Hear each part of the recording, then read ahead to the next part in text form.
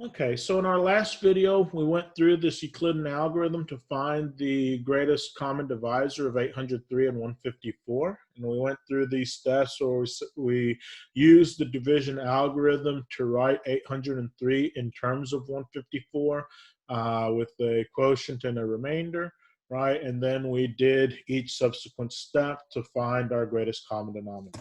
So let's look at a couple of practice problems involving that information. Okay, so here we are. So once again, we have this lemma that if a and b are integers, where a is greater than or equal to b, which is greater than 0, and a is equal to b times q plus r, with q and r being integers, then the greatest common divisor of a and b is equal to the greatest common divisor of b and r, right? So let's find these greatest common divisors for each pair of these integers. Okay, so if I have 256 and 56, how would I approach that? So for 256 and 56, the first thing that we would want to do is to say that, hey, 256 can be written as 56 times 4 plus 32. Okay, once again, how did we do that? 256 divided by 56, right? Subtract the 4 times 56, there's my remainder. Now you can always double check 56 times 4 plus 32. Okay, that's the division algorithm.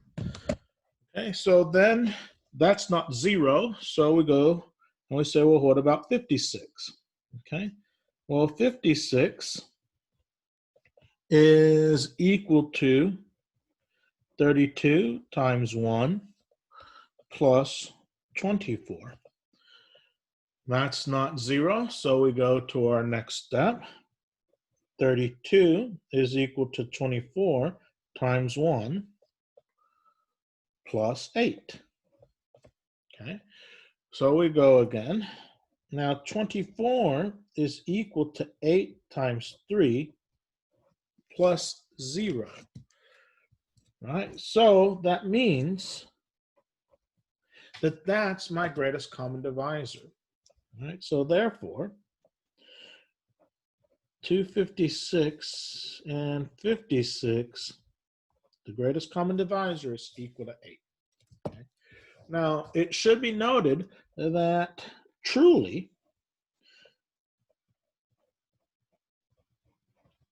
I could rearrange the order of finding my greatest common divisor and still get to the same answer, that this is 8.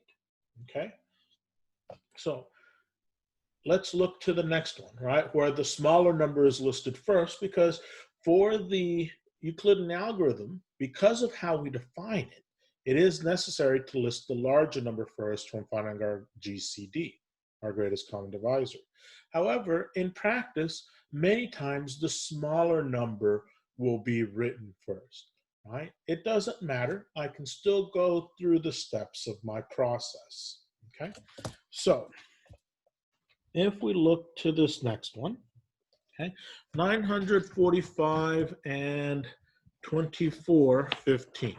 Okay, so what can I do?